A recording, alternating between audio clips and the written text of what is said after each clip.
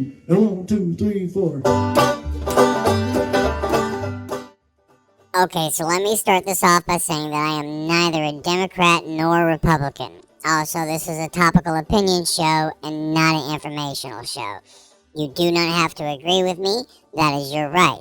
Let it be known that I will not tolerate any negative comments towards anyone's opinions or political beliefs, nor will I tolerate mindless ranting or hate speech.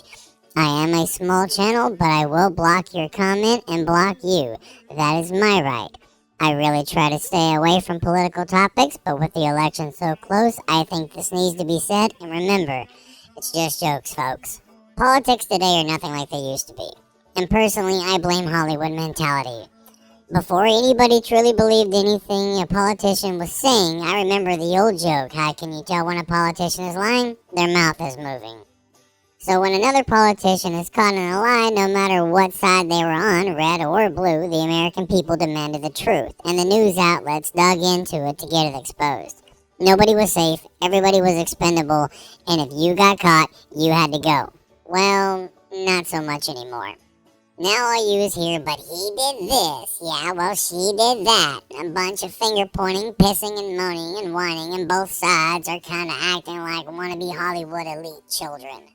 Now, Hollywood has always been like an elite club. To be a member of the Screen Actors Guild, you either had to be invited or born into it. Sound familiar?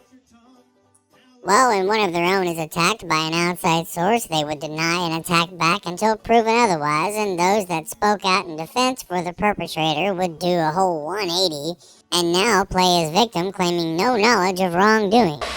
Well, I'm not a crook. We only saw this on occasional news broadcasts and paper articles, but with the growth of social media, this is now everywhere, and it seems to be that the news corporations have now taken on the same trends when it comes to political parties.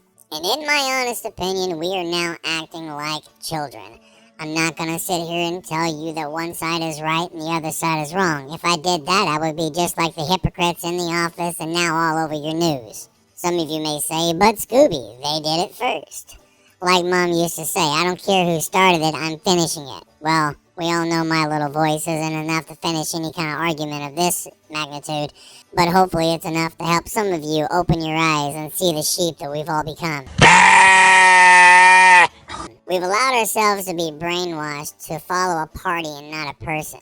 When you do that, you fall into the groupthink mentality. This discourages individual outside-of-the-box kind of thinking, and then all you hear from your leaders and the news outlets is anger and hate speech, blame-throwing, and then you begin to regurgitate what you hear. Plato once said, wise men speak because they have something to say. Fools speak because they have to say something. Now let that just sink in for a second. Why would you want to follow that kind of a party that has to say something? But we do, and all the while we have the leaders of two branches of our government acting not like the branch off the pretty little government tree, but more like the scary-ass twins from the basket case movies. And the media just throws fuel on the fire. 1, 0. When Obama was elected, the Republicans cried about his legitimacy during his first term and only talked about who could replace him during his second term. Now you have the Democrats doing the exact same thing with Trump. Have we forgotten the reason why we're supposed to have the diversity in politics? Think of the left and right parties as the left and right hemispheres of your brain. One side is logic, and the other side is creative. Both are equally important and should never be overlooked or underappreciated. We're supposed to share all our different thoughts and beliefs and find the common balance to benefit us all. But the leaders of these parties went from sharing to shoving right down our throats, and we just spew it right back up at each other. If there was ever a time for us to cut the shit and find the common ground, now would be that time. While we fight for food, homes, jobs, and sometimes even survival in itself, they're fighting for the lobbyists, the ratings, the polls, and mostly the votes. Stop letting these old leaders find new ways to separate us just like the good old days. Can anybody explain to me why we have a whole bunch of rich politicians telling us poor people how we're supposed to live? That one I haven't figured out yet either. Now, there are some of the younger generations that could be good leaders that are slowly growing in this thunderdome of lawmakers that we have. Look at his face. He's got the mind of a child.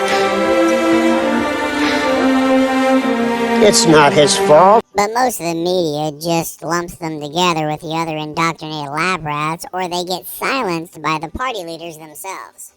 We all talk about how bullying is so bad, but yet it's such a common practice in our political houses, and we allow this. Hell, I think we almost support it most of the damn time. But now it's up to us to stand up and say that we can't afford to keep screaming hate. Not when all of us really need that helping hand. So let's learn to accept the differences, agree to disagree. Let's take some time to learn about each other so we can come together. And let's take a deeper look into our leaders and learn from our previous mistakes, because some ideas were good once, but hindsight is 20/20, y'all. Alright, that's my show. Hope you had a couple laughs. I know I did. Don't forget to hit that like and subscribe button and ring that bell if you want to get notified when the next videos come out. And until next time, folks, stay baked. This has been a Lowdown Dirty Shane's production. Just jokes, folks!